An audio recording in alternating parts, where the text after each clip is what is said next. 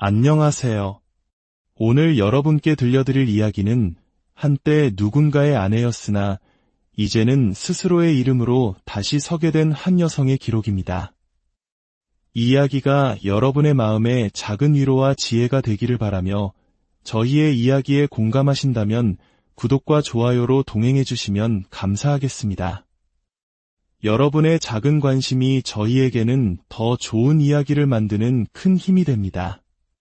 불과 몇 달 전, 저는 이혼이라는 두 글자를 제 이름 앞에 붙이게 되었습니다.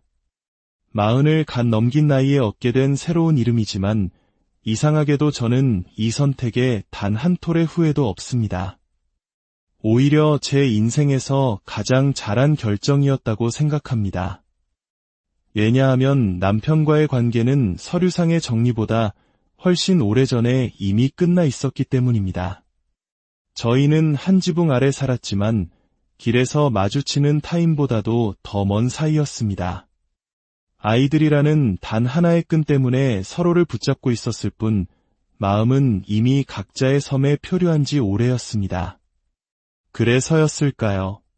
남편의 외도 사실을 알게 되었을 때 저는 배신감보다 기가 막힌 헛웃음이 먼저 나왔습니다.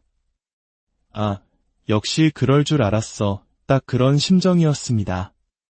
하지만 수십 년의 세월을 바쳐 이룬 가정을 이대로 순순히 내어줄 수는 없었습니다. 제가 그 사람을 위해 희생한 청춘이 너무나도 아깝지 않습니까? 저는 받아야 할 것은 반드시 받아내겠다는 마음으로 이혼 소송을 시작했습니다. 그리고 뜻밖의 인물 덕분에 아주 통쾌한 복수까지 할 수 있었습니다. 그 인물은 바로 남편의 늦둥이 여동생, 저에게는 시누이가 되는 아이였습니다. 남편과 무려 20살 이상 차이가 나는 그 아이가 취업 준비를 하겠다며 저희 집에 들어오던 날, 저는 그것이 제 인생의 모든 것을 뒤바꿀 거대한 폭풍의 시작이 될 줄은 꿈에도 몰랐습니다. 지금부터 웃기고도 어이없는 저의 이야기를 시작합니다. 모든 것의 시작은 아주 사소했습니다. 남편의 늦둥이 여동생, 즉 시누이가 취업 준비를 위해 잠시만 신세를 지겠다며 저희 집에 들어오면서부터였죠. 사실 처음에는 저 역시 그 아이가 마냥 귀엽게만 보였습니다. 20살이나 차이 나는 남매라는 사실도 신기했고 아직 세상 물정 모르는 사회초년생이라는 생각에 무엇이든 챙겨주고 싶은 마음이 들기도 했습니다.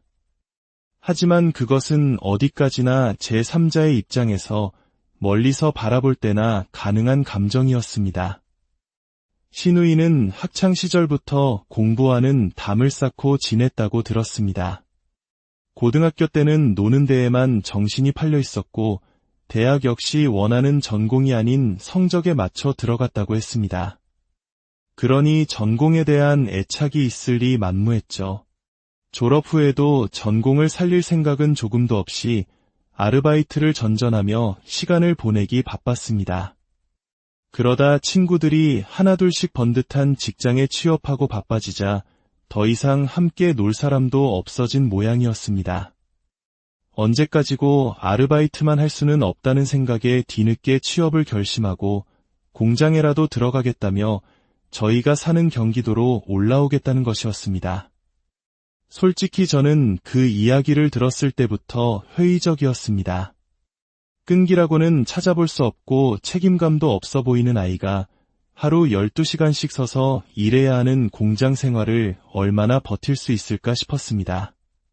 그저 한순간의 열정으로 벌이는 일처럼 보였습니다. 하지만 늦둥이 여동생을 금이야 오기야 키워온 남편의 생각은 달랐습니다. 애가 뭐라도 해보겠다는데 가족끼리 뭘 그렇게 따져?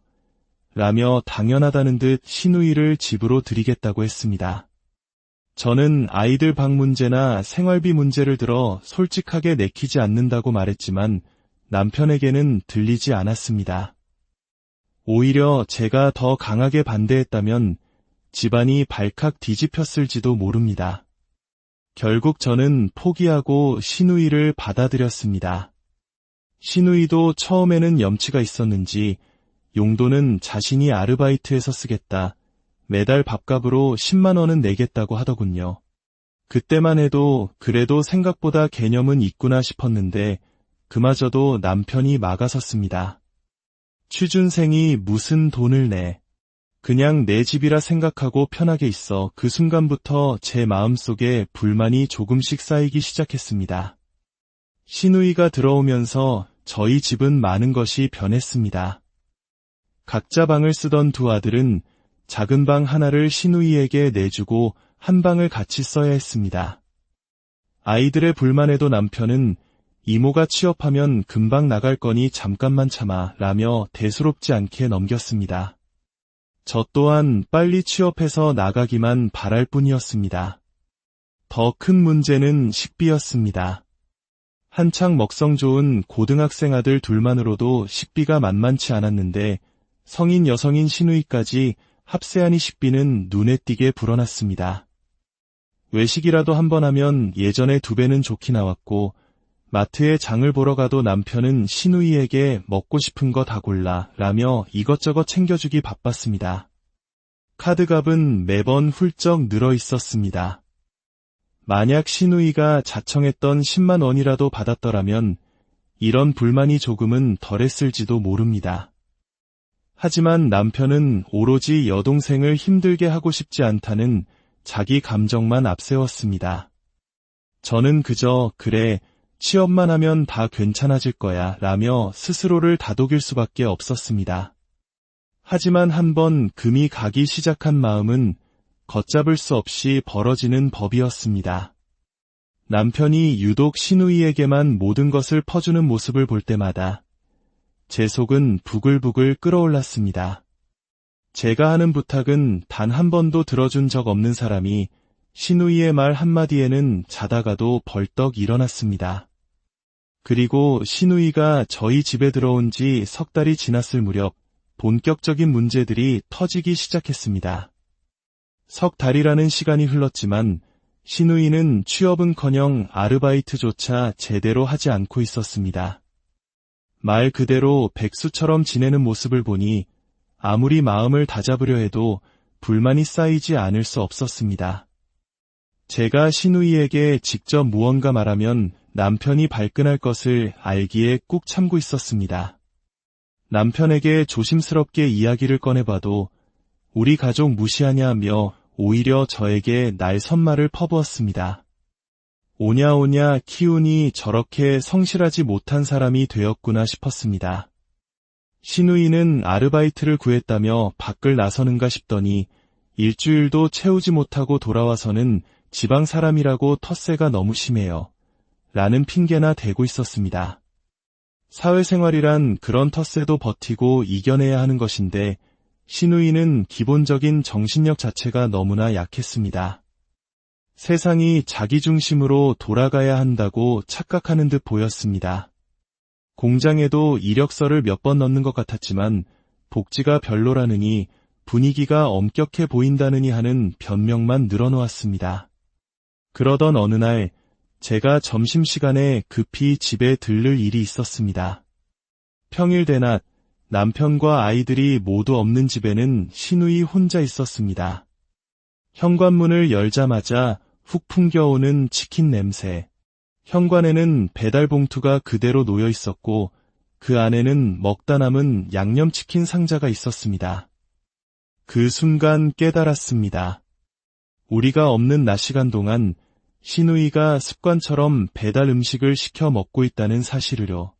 그 후로 알게 된 사실은 더욱 충격적이었습니다. 치킨뿐만 아니라 떡볶이, 피자, 족발 등 온갖 배달 음식을 남편 카드로 결제하고 있었던 겁니다. 카드 명의는 남편이지만 결국 그 돈은 우리 가족의 생활비였습니다. 어쩌면 제 몫의 예산이 줄어드는 것일 수도 있는데 저 몰래 매일같이 배달 음식을 시켜 먹는다는 것은 너무나 비양심적인 행동이었습니다. 이 사실을 남편에게 이야기했다가 그날 밤 저희는 크게 다퉜습니다. 먹는 거로 쪼잔하게 굴지마 라는 말까지 들어야 했습니다. 시누이는 집안일을 돕는 것에도 소질이 없었습니다. 아니, 일부러 못하는 척하는 것 같았습니다. 제가 빨래를 개고 있으면 옆에 와서 돕는 척은 하지만 매번 엉망으로 개어 놓아 결국 제가 다시 해야 했습니다. 지금 생각하면 내가 할 테니 그냥 쉬어 라는 말을 듣기 위해 일부러 그런 약삭빠른 행동을 한 것이 아닌가 싶습니다. 설거지는 더 가관이었습니다. 시누이가 설거지를 하려고만 하면 남편이 옆에서 하지마. 너 다한증 있잖아. 습진 생겨. 라며 손 하나 까딱 못하게 막았습니다.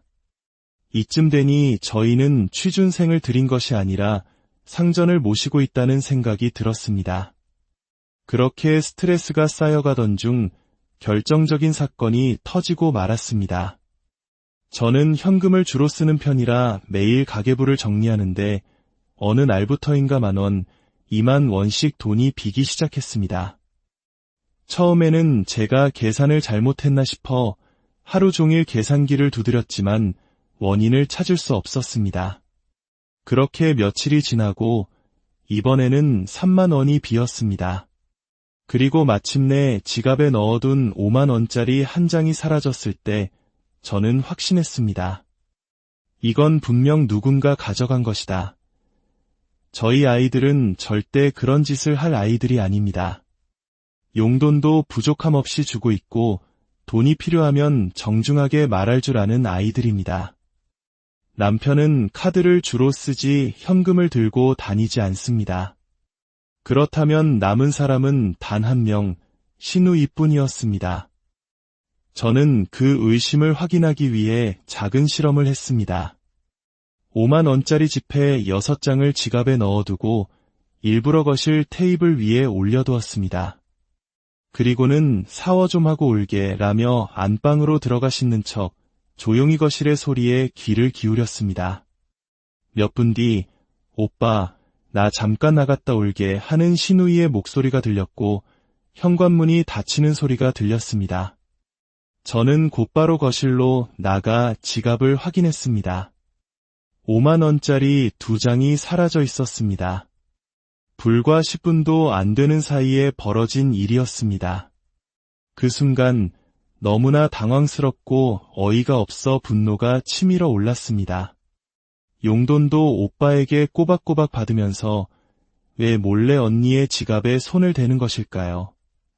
저는 더 이상 참을 수 없었고 곧장 베란다에서 골프채를 닦고 있는 남편에게 달려갔습니다. 지혜가 내 지갑에 손대는 것 같아.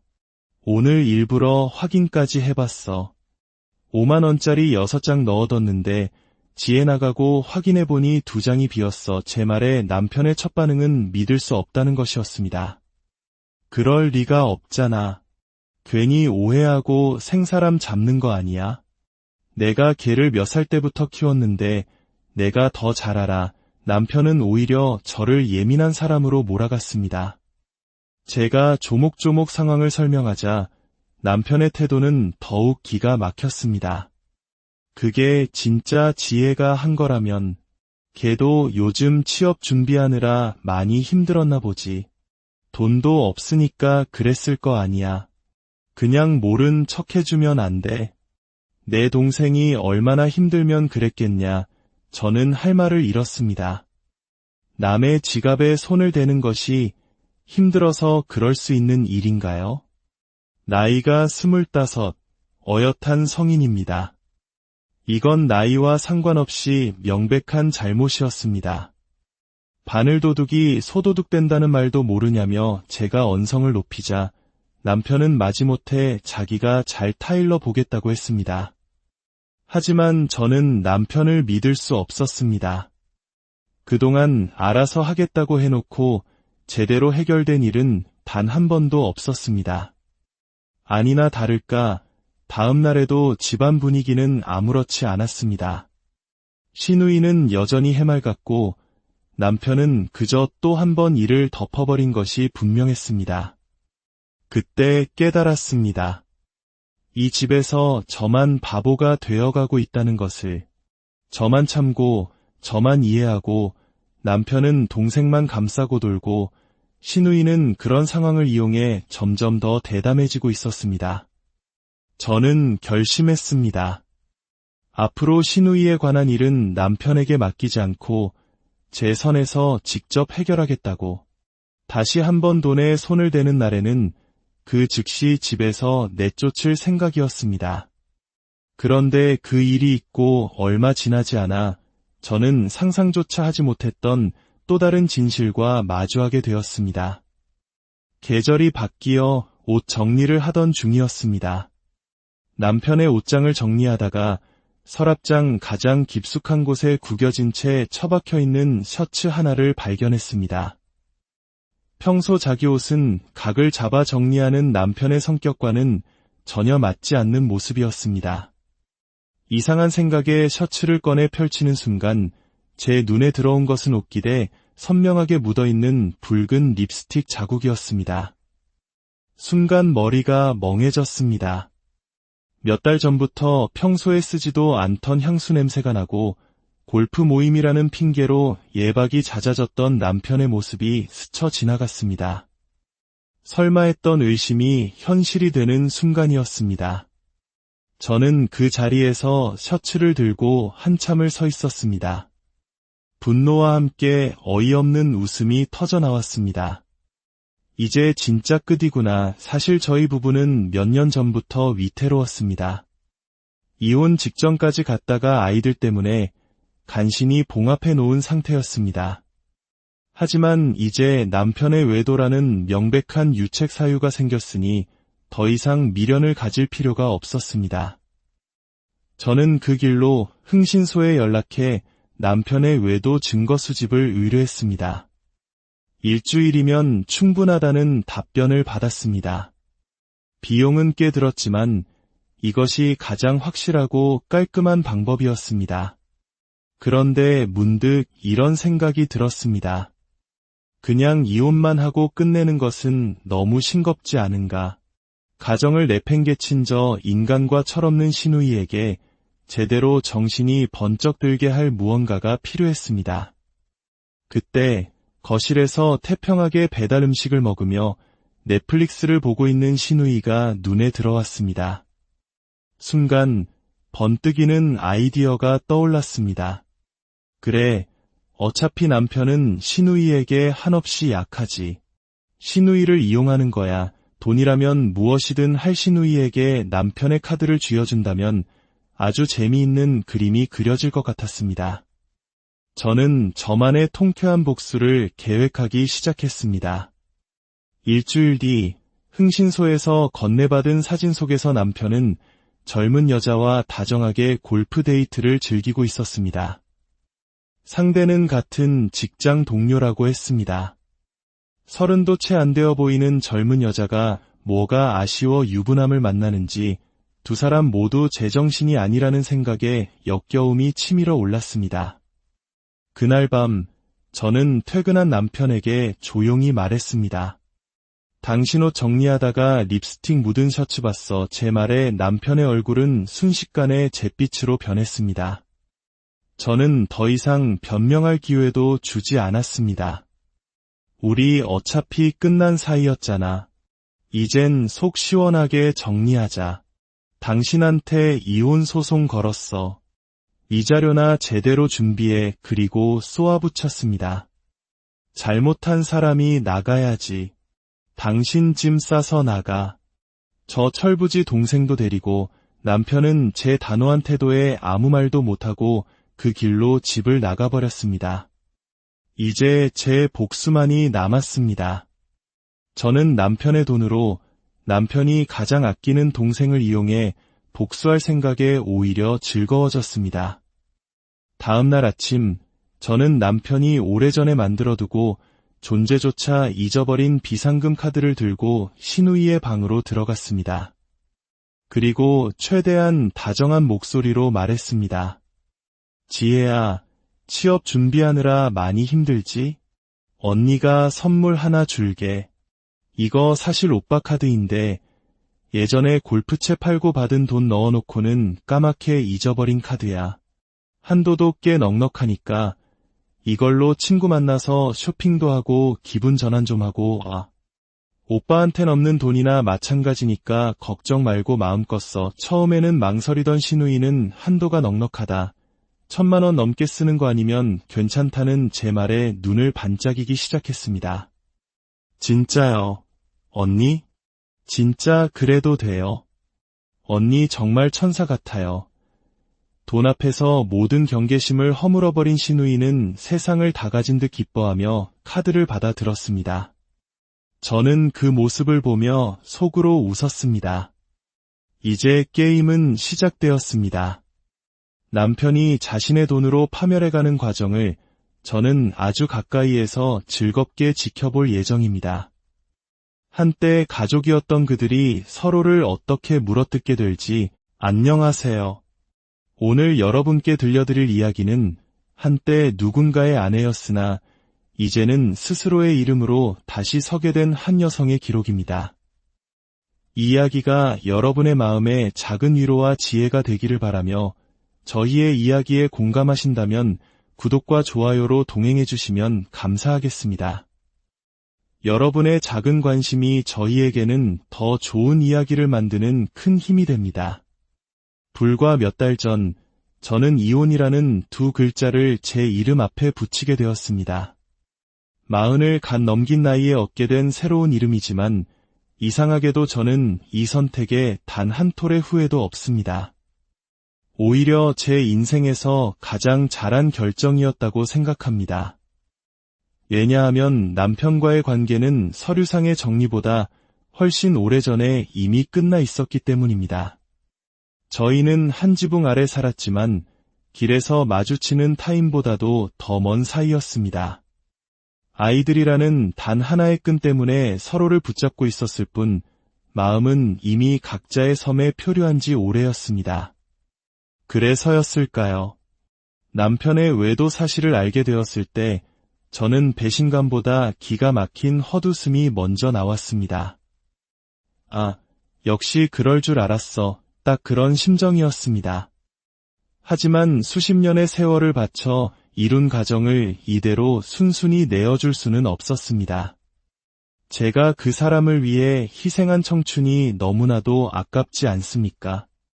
저는 받아야 할 것은 반드시 받아내겠다는 마음으로 이혼 소송을 시작했습니다. 그리고 뜻밖의 인물 덕분에 아주 통쾌한 복수까지 할 수 있었습니다. 그 인물은 바로 남편의 늦둥이 여동생, 저에게는 시누이가 되는 아이였습니다. 남편과 무려 20살 이상 차이가 나는 그 아이가 취업 준비를 하겠다며 저희 집에 들어오던 날, 저는 그것이 제 인생의 모든 것을 뒤바꿀 거대한 폭풍의 시작이 될 줄은 꿈에도 몰랐습니다. 지금부터 웃기고도 어이없는 저의 이야기를 시작합니다. 모든 것의 시작은 아주 사소했습니다.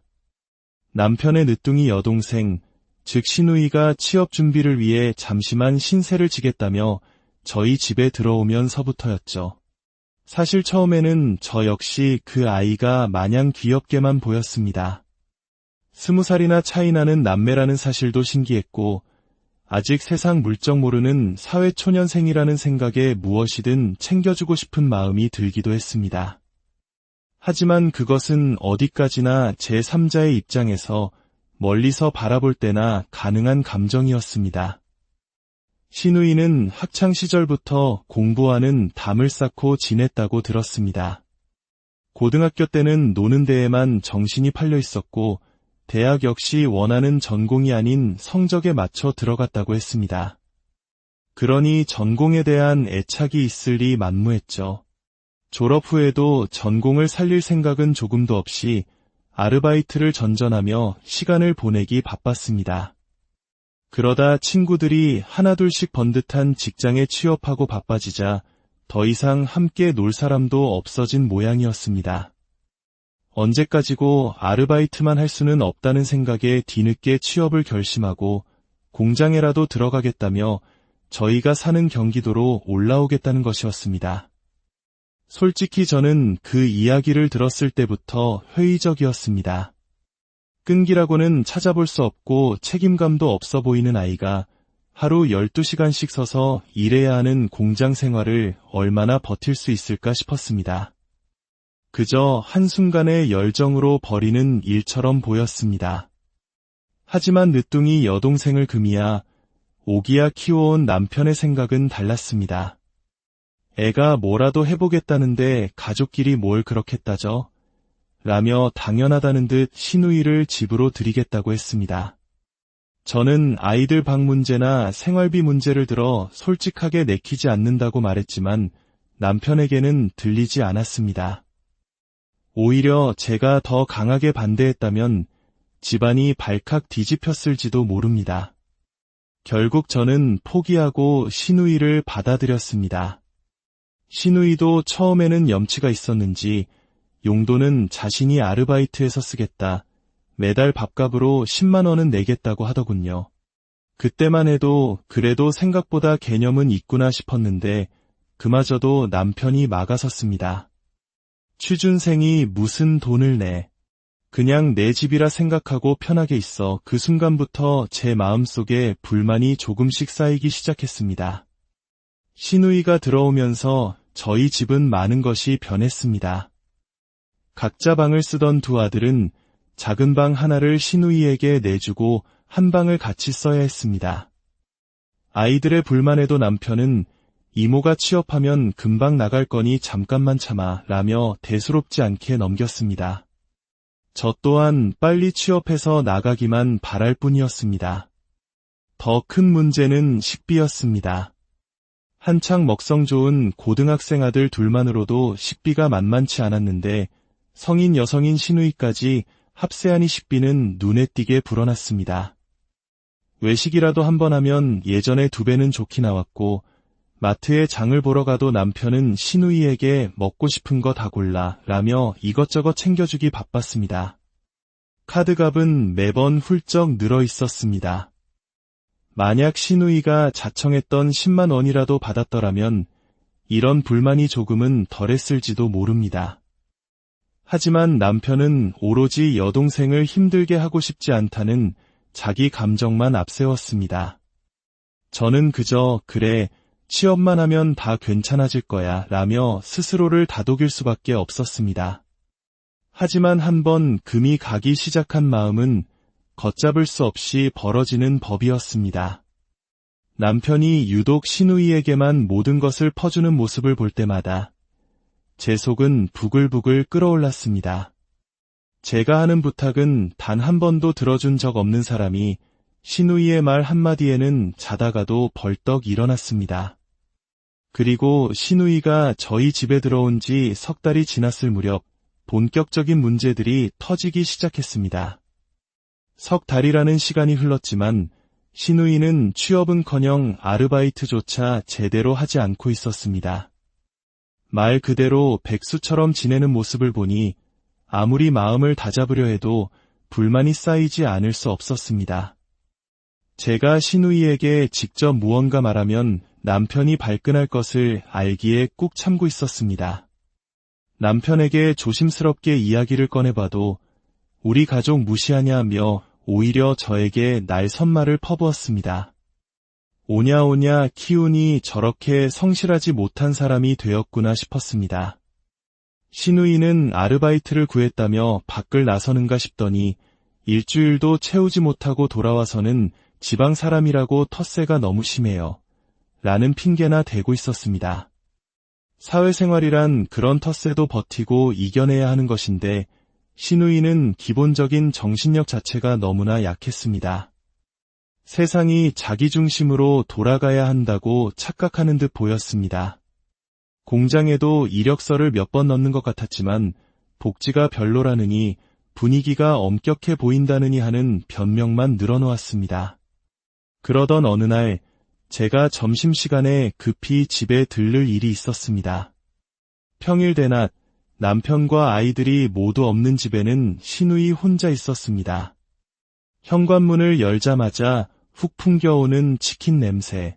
현관에는 배달 봉투가 그대로 놓여 있었고 그 안에는 먹다 남은 양념치킨 상자가 있었습니다.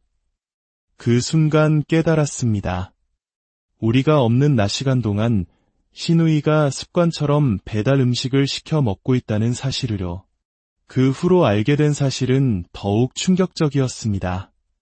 치킨뿐만 아니라 떡볶이, 피자, 족발 등 온갖 배달 음식을 남편 카드로 결제하고 있었던 겁니다.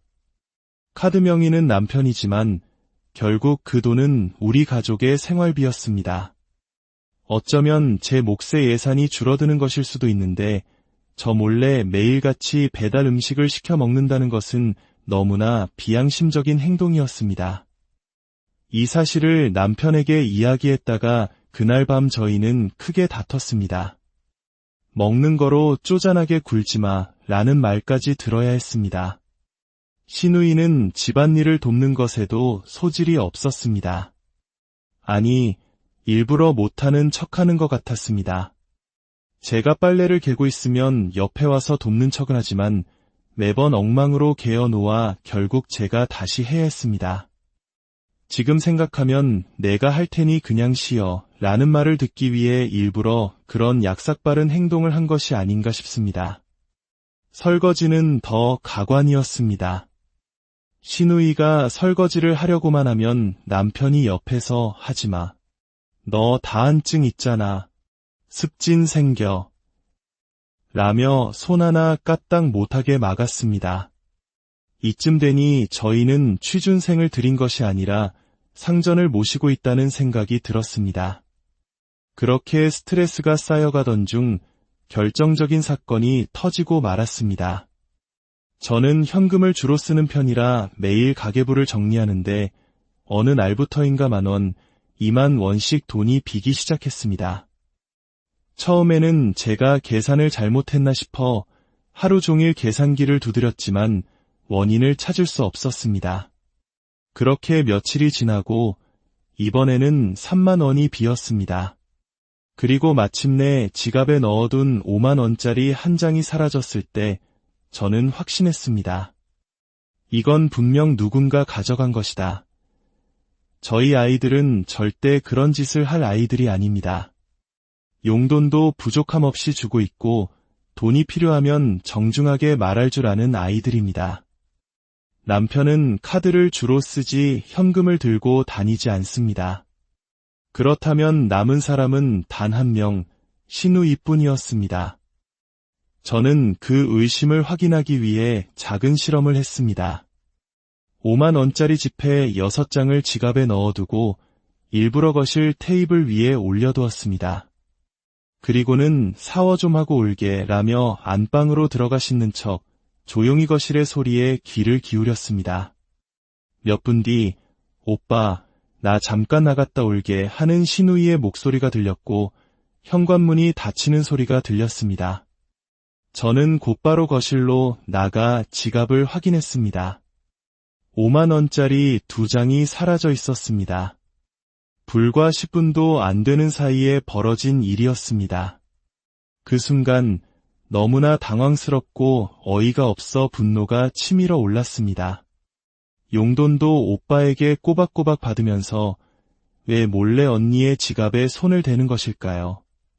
저는 더 이상 참을 수 없었고 곧장 베란다에서 골프채를 닦고 있는 남편에게 달려갔습니다. 지혜가 내 지갑에 손대는 것 같아. 오늘 일부러 확인까지 해봤어. 50,000원짜리 6장 넣어뒀는데 지혜 나가고 확인해보니 2장이 비었어. 제 말에 남편의 첫 반응은 믿을 수 없다는 것이었습니다. 그럴 리가 없잖아. 괜히 오해하고 생사람 잡는 거 아니야?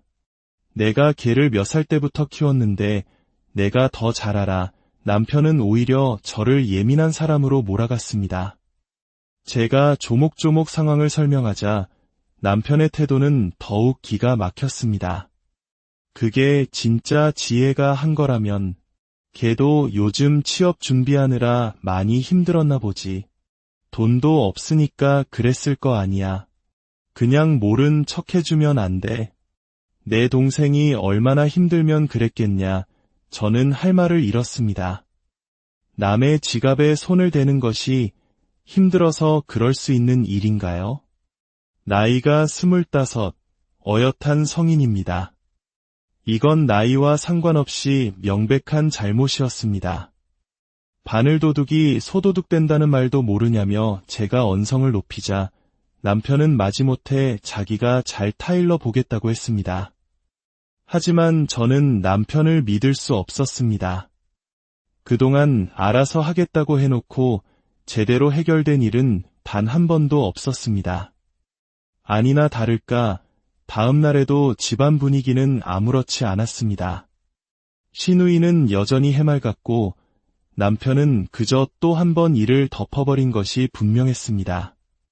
그때 깨달았습니다. 이 집에서 저만 바보가 되어가고 있다는 것을.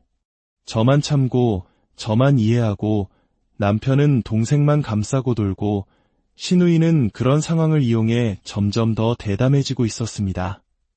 저는 결심했습니다.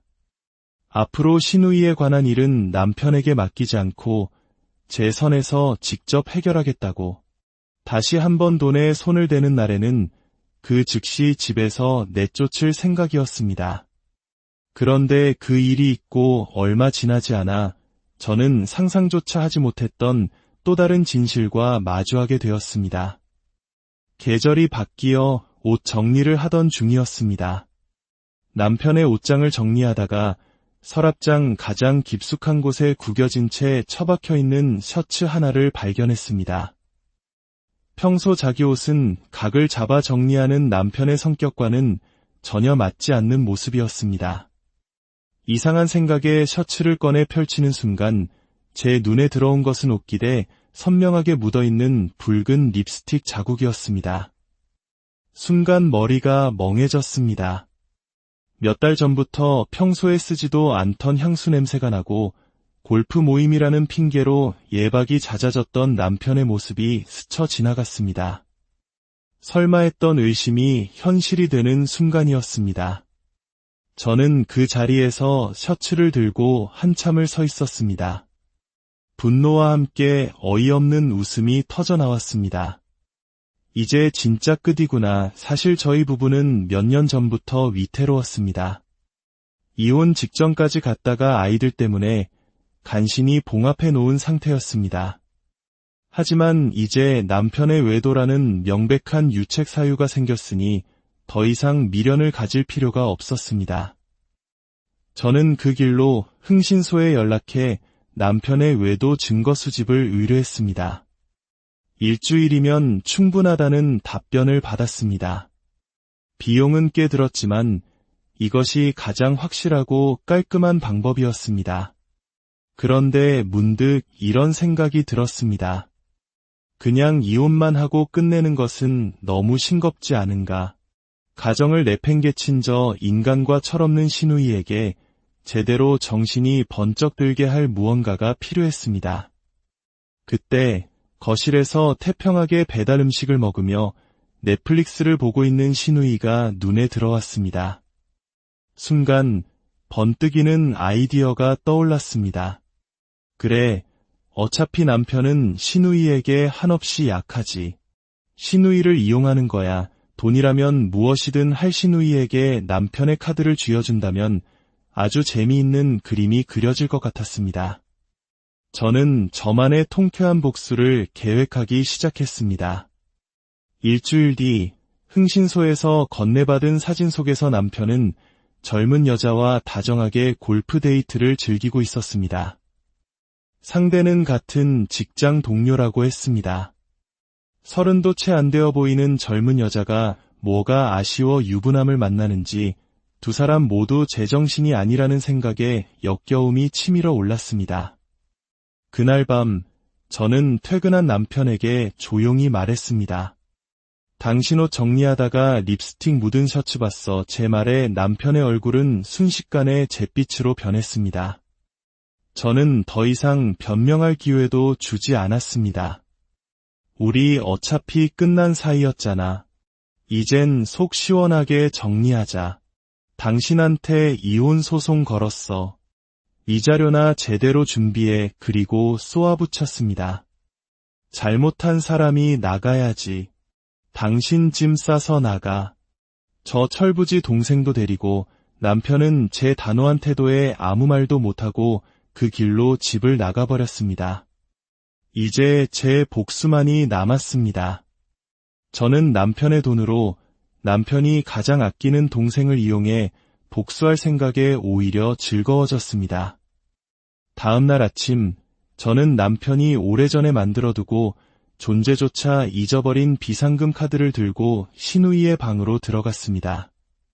그리고 최대한 다정한 목소리로 말했습니다. 지혜야, 취업 준비하느라 많이 힘들지? 언니가 선물 하나 줄게. 이거 사실 오빠 카드인데 예전에 골프채 팔고 받은 돈 넣어놓고는 까맣게 잊어버린 카드야. 한도도 꽤 넉넉하니까 이걸로 친구 만나서 쇼핑도 하고 기분 전환 좀 하고 와. 오빠한텐 없는 돈이나 마찬가지니까 걱정 말고 마음껏 써. 처음에는 망설이던 신우이는 한도가 넉넉하다.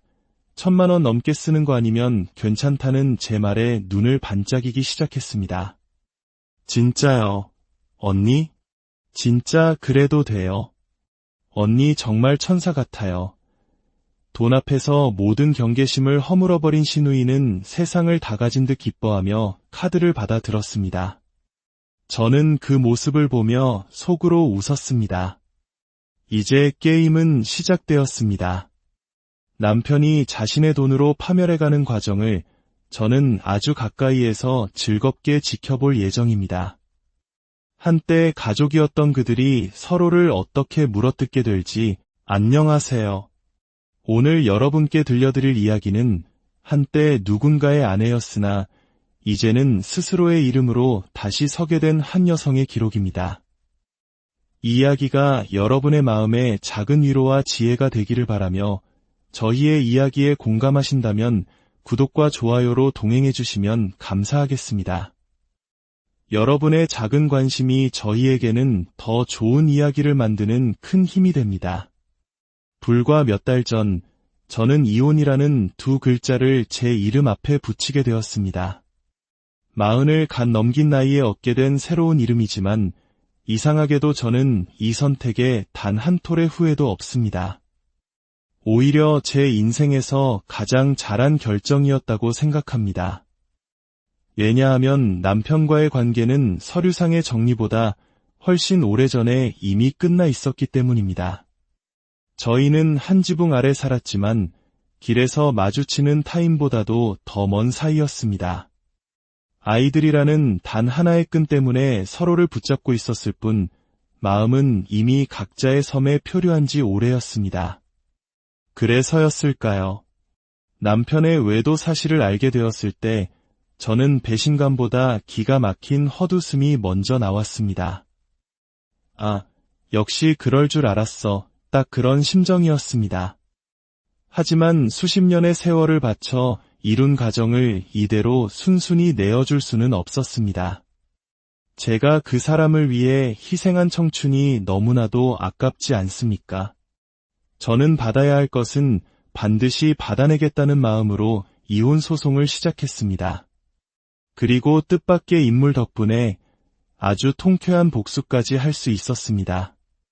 그 인물은 바로 남편의 늦둥이 여동생, 저에게는 시누이가 되는 아이였습니다. 남편과 무려 20살 이상 차이가 나는 그 아이가 취업 준비를 하겠다며 저희 집에 들어오던 날, 저는 그것이 제 인생의 모든 것을 뒤바꿀 거대한 폭풍의 시작이 될 줄은 꿈에도 몰랐습니다. 지금부터 웃기고도 어이없는 저의 이야기를 시작합니다. 모든 것의 시작은 아주 사소했습니다. 남편의 늦둥이 여동생, 즉 시누이가 취업 준비를 위해 잠시만 신세를 지겠다며 저희 집에 들어오면서부터였죠. 사실 처음에는 저 역시 그 아이가 마냥 귀엽게만 보였습니다. 20살이나 차이 나는 남매라는 사실도 신기했고 아직 세상 물정 모르는 사회초년생이라는 생각에 무엇이든 챙겨주고 싶은 마음이 들기도 했습니다. 하지만 그것은 어디까지나 제3자의 입장에서 멀리서 바라볼 때나 가능한 감정이었습니다. 시누이는 학창시절부터 공부와는 담을 쌓고 지냈다고 들었습니다. 고등학교 때는 노는 데에만 정신이 팔려 있었고 대학 역시 원하는 전공이 아닌 성적에 맞춰 들어갔다고 했습니다.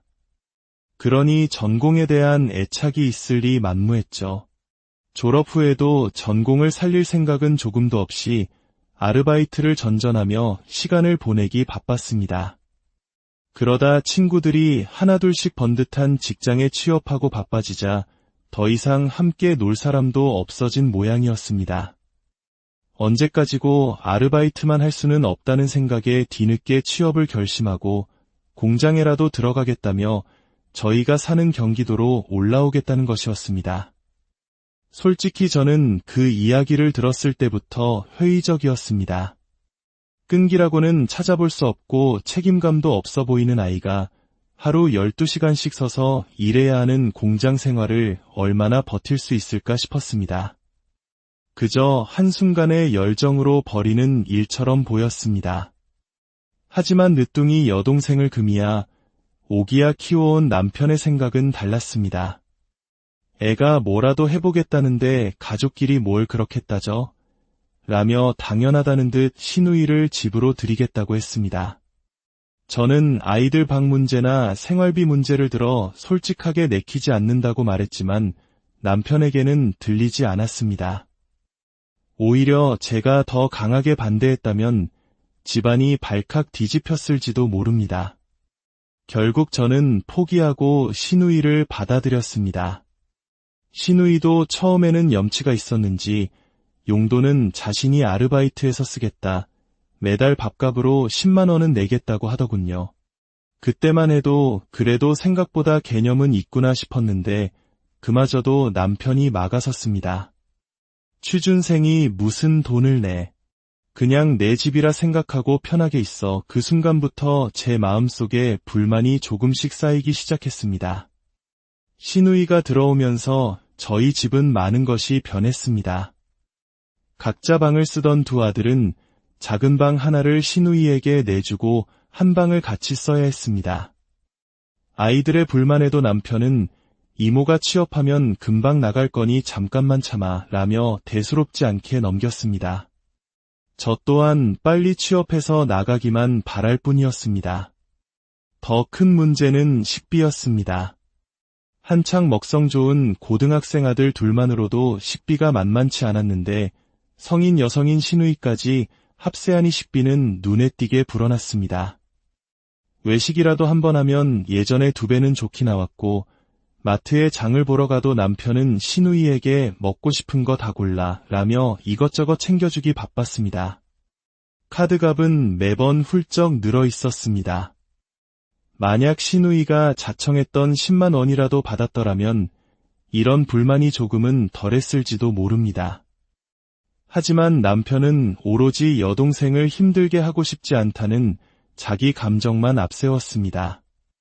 저는 그저 그래 취업만 하면 다 괜찮아질 거야 라며 스스로를 다독일 수밖에 없었습니다. 하지만 한번 금이 가기 시작한 마음은 걷잡을 수 없이 벌어지는 법이었습니다. 남편이 유독 시누이에게만 모든 것을 퍼주는 모습을 볼 때마다 제 속은 부글부글 끓어올랐습니다. 제가 하는 부탁은 단 한 번도 들어준 적 없는 사람이 시누이의 말 한마디에는 자다가도 벌떡 일어났습니다. 그리고 시누이가 저희 집에 들어온 지 3달이 지났을 무렵 본격적인 문제들이 터지기 시작했습니다. 3달이라는 시간이 흘렀지만 시누이는 취업은커녕 아르바이트조차 제대로 하지 않고 있었습니다. 말 그대로 백수처럼 지내는 모습을 보니 아무리 마음을 다잡으려 해도 불만이 쌓이지 않을 수 없었습니다. 제가 시누이에게 직접 무언가 말하면 남편이 발끈할 것을 알기에 꾹 참고 있었습니다. 남편에게 조심스럽게 이야기를 꺼내봐도 우리 가족 무시하냐며 오히려 저에게 날 선말을 퍼부었습니다. 오냐오냐 키우니 저렇게 성실하지 못한 사람이 되었구나 싶었습니다. 시누이는 아르바이트를 구했다며 밖을 나서는가 싶더니 일주일도 채우지 못하고 돌아와서는 지방 사람이라고 텃세가 너무 심해요. 라는 핑계나 대고 있었습니다.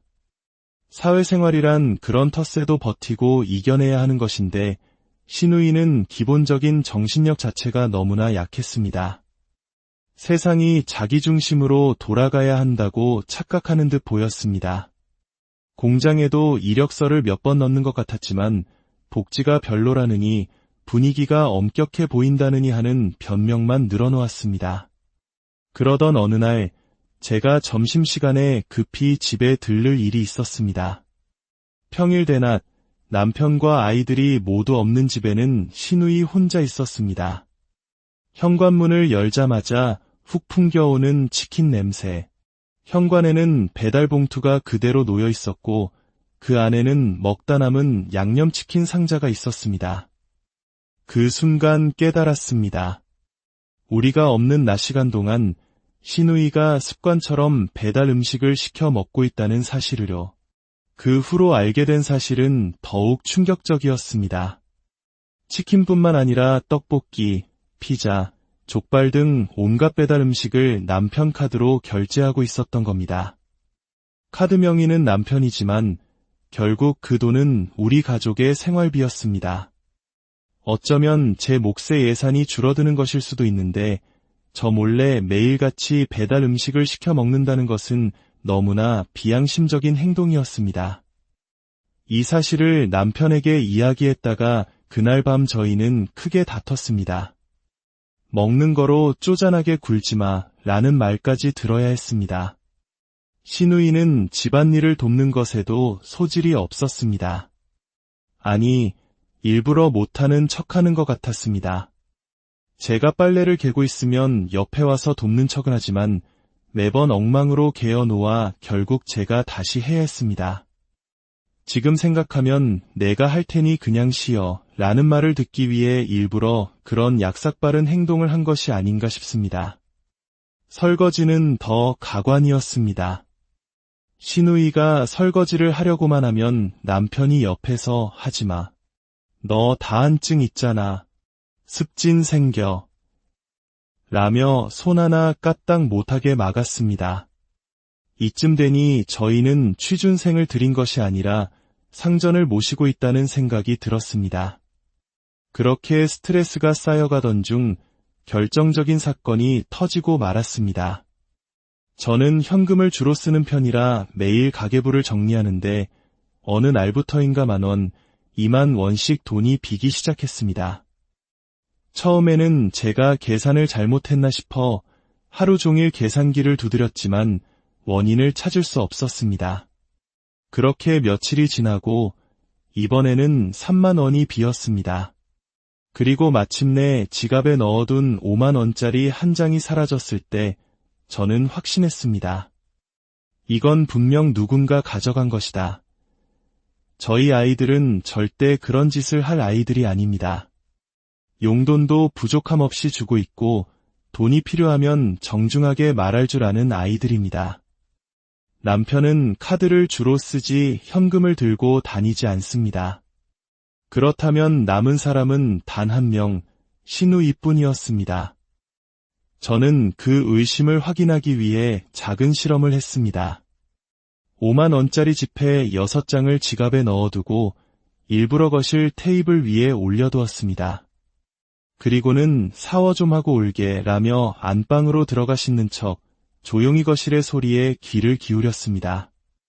몇 분 뒤 오빠, 나 잠깐 나갔다 올게 하는 시누이의 목소리가 들렸고 현관문이 닫히는 소리가 들렸습니다. 저는 곧바로 거실로 나가 지갑을 확인했습니다. 50,000원짜리 2장이 사라져 있었습니다. 불과 10분도 안 되는 사이에 벌어진 일이었습니다. 그 순간 너무나 당황스럽고 어이가 없어 분노가 치밀어 올랐습니다. 용돈도 오빠에게 꼬박꼬박 받으면서 왜 몰래 언니의 지갑에 손을 대는 것일까요? 저는 더 이상 참을 수 없었고 곧장 베란다에서 골프채를 닦고 있는 남편에게 달려갔습니다. 지혜가 내 지갑에 손대는 것 같아. 오늘 일부러 확인까지 해봤어. 50,000원짜리 6장 넣어뒀는데 지혜 나가고 확인해보니 2장이 비었어. 제 말에 남편의 첫 반응은 믿을 수 없다는 것이었습니다. 그럴 리가 없잖아. 괜히 오해하고 생사람 잡는 거 아니야? 내가 걔를 몇 살 때부터 키웠는데 내가 더 잘 알아. 남편은 오히려 저를 예민한 사람으로 몰아갔습니다. 제가 조목조목 상황을 설명하자 남편의 태도는 더욱 기가 막혔습니다. 그게 진짜 지혜가 한 거라면 걔도 요즘 취업 준비하느라 많이 힘들었나 보지. 돈도 없으니까 그랬을 거 아니야. 그냥 모른 척 해주면 안 돼. 내 동생이 얼마나 힘들면 그랬겠냐. 저는 할 말을 잃었습니다.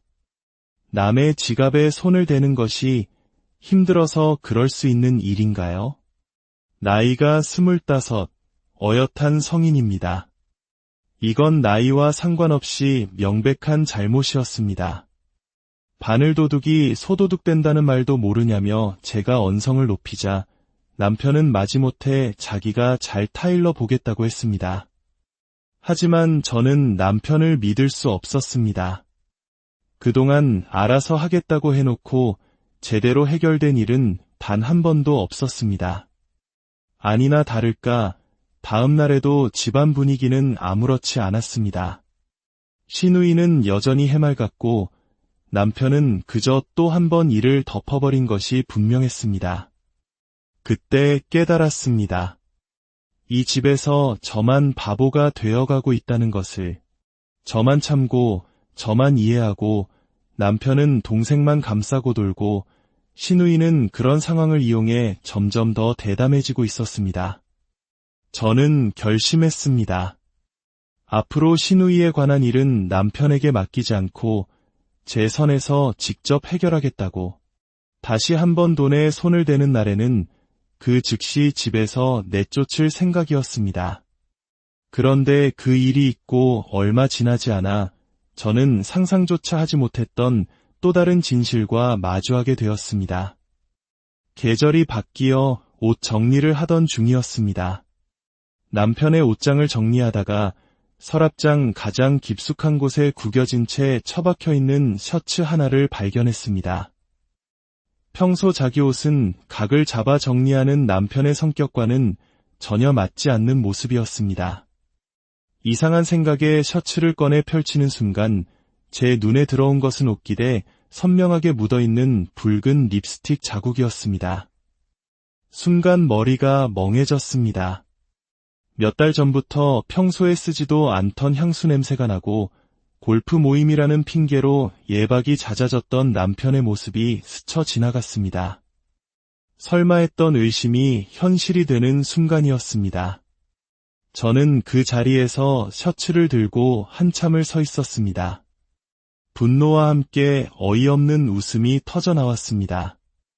이제 진짜 끝이구나. 사실 저희 부부는 몇 년 전부터 위태로웠습니다. 이혼 직전까지 갔다가 아이들 때문에 간신히 봉합해 놓은 상태였습니다. 하지만 이제 남편의 외도라는 명백한 유책 사유가 생겼으니 더 이상 미련을 가질 필요가 없었습니다.